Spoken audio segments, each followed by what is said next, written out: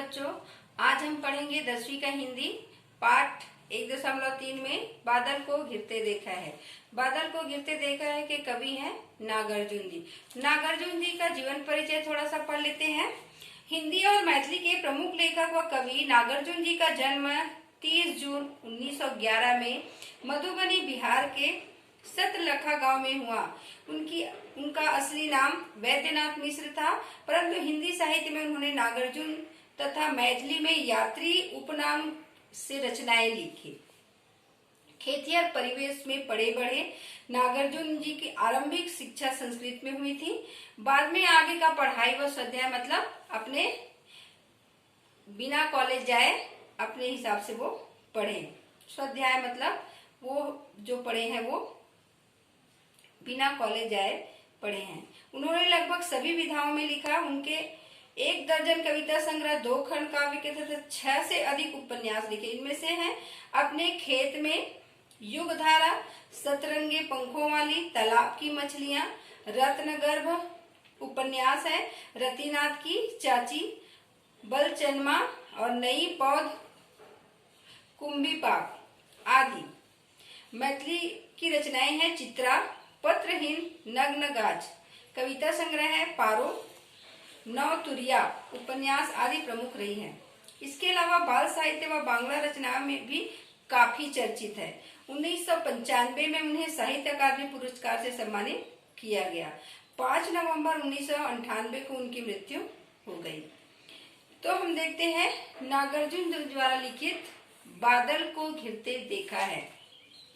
यहाँ पर कवि ने कल्पना किए हैं, अमल धवलगिरी के शिखरों पर बादल को घिरते देखा है, छोटे छोटे मोती जैसे उसके शीतल तुहिन कणों को, मानसरोवर के उन स्वर्णिम कमल पर गिरते देखा है। बादल को घिरते देखा है।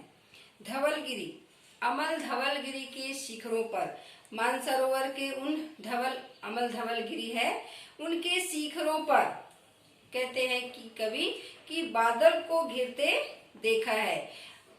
जैसे ही पर्वत ऊंचे पठार, पर्वत मैदानी भाग समतल होता है, पठारी भाग थोड़ा उबड़ खाबड़ होता है। उसके बाद पर्वतीय क्षेत्र, बड़े बड़े पर्वत होते हैं। बड़े बड़े पर्वत जो है सामान्य से बहुत ऊंचा होते हैं और बादल के करीब होते हैं, तो वहां पर जो पेड़ पौधे बहुत उगे रहते हैं। पेड़ पौधे की ठंडी हवाओं को से आकर्षित होकर वहां आए दिन वर्षा होते रहती है, तो वहां ठंडी हवाएं जैसे उनको आकर्षित कर लेते हैं और कभी भी बदली छा जाना और कभी भी वर्षा हो जाना, ये पर्वतीय क्षेत्र की विशेषता होती है। तो पर्वतीय क्षेत्र है, तो वहां पर कह रहे हैं कि मानसरोवर की जो धवलगिरी की जो शिखर है वहां पर बादलों को घिरते देखा है, छोटे छोटे मोती जैसे उसके शीतल तुहिन कणों को।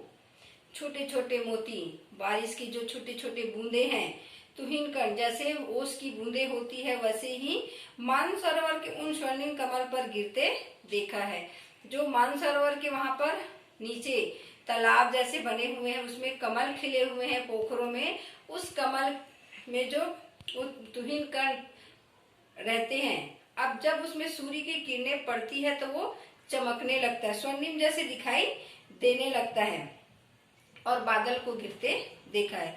कहा है कि जो पर्वत है, मानसरोवर की जो अमल धवलगिरी की पर्वत है, उस पर्वत पर कवि कह रहे हैं कि बादल को घिरते देखा है। वहां पर जो बारिश की छोटी छोटी बूंदे या ओस की जो बूंदे हैं, उस कमल, वहां पर जो खिले हुए कमल हैं, उस कमल पर पड़े हैं और सूर्य की किरणें जैसे ही उस पर पड़ती है तो वो स्वर्ण की समान चमकने लगता है। सूर्य की किरणों में उसकी चमक तेज हो जाती है और सोने के समान वो चमकने लगती है।